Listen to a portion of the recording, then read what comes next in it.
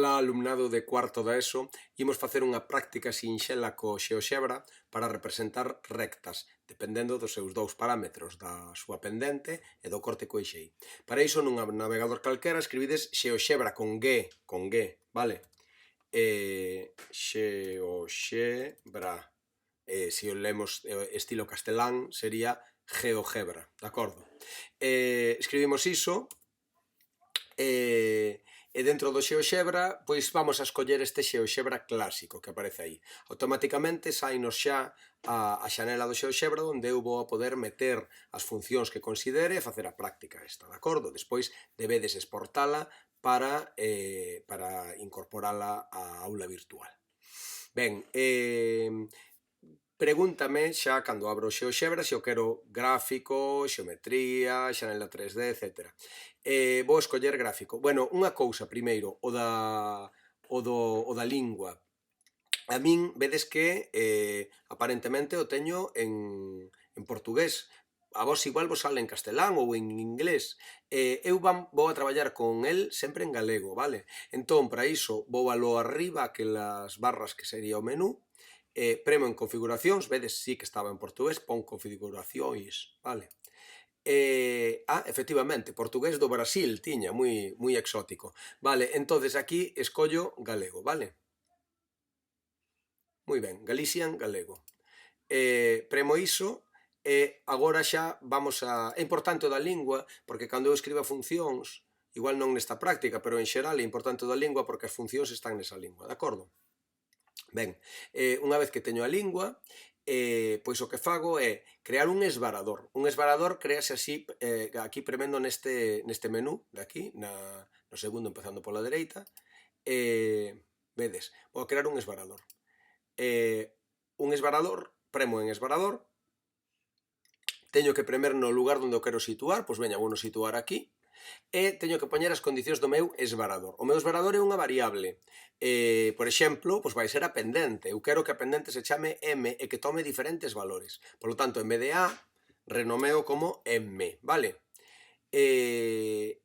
M non quero que tome diferentes valores, pois por exemplo, aquí proponme entre menos 5 e 5. Bueno, pois pareceme ben. Así que escollo que é un número, xa vedes que é un número, e que vai entre menos 5 e 5. Deixa diferentes opcións, despois se o quero animar, bueno, penso que está todo ben. Deixamos M igual a 1, mínimo entre menos 5 e máximo 5, ok. Vale, entón, aquí teño o meu esvarador. Este sería o meu valor de M.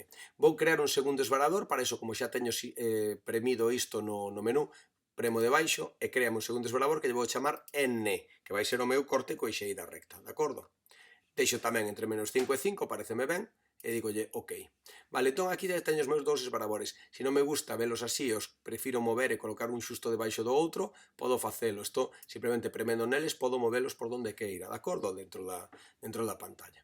Vale, igual non entendedes moi ben o que estou facendo. Estou dicíndolle que hai unha variable M, que neste caso vai valer 1, e unha variable N, que neste caso vai valer 1, pero abonda con que eu mova o esvarador para que M ou N cambien de valor, de acordo? Entón agora vou escribir a miña función e xoides entender todo. Aquí na esquerda, donde pon entrada, pois eu escribo a miña función f de x igual a mx máis n, vale? E doulle a enter. Vale, entonces teño a miña función f de x igual a mx máis n. Canto valen m e n? Valen 1, o sea, 1 por x máis 1. Se quero, bueno, aquí vedes que me apintou en verde. Eu podo cambiar a cor na que está recta e podo tamén pedirlle que me escriba, aquí abaixo, se vedes, pon un F, que é o nome da función, pero podo dicirlle que me diga tamén a fórmula, non? Para iso vou ao botón dereito, configuración, e aí teño a configuración do que sería a recta. Por exemplo, está escollido que se vai a amosar, por suposto, o obxecto, que se vai a amosar o rastro, que se vai a amosar o nome. Eu non quero o nome, tamén quero o nome e o valor, vale? Entón, se me poño o nome e valor, vedes que aí abaixo, aquí abaixo de todo, xa aparece f de x igual a 1 por x máis 1, de acordo? Ben, eu vou a aspa aquela para sair deste menú, Vale, entón xa teño a miña función f de x igual a 1 por x máis 1 que me pon aí abaixo.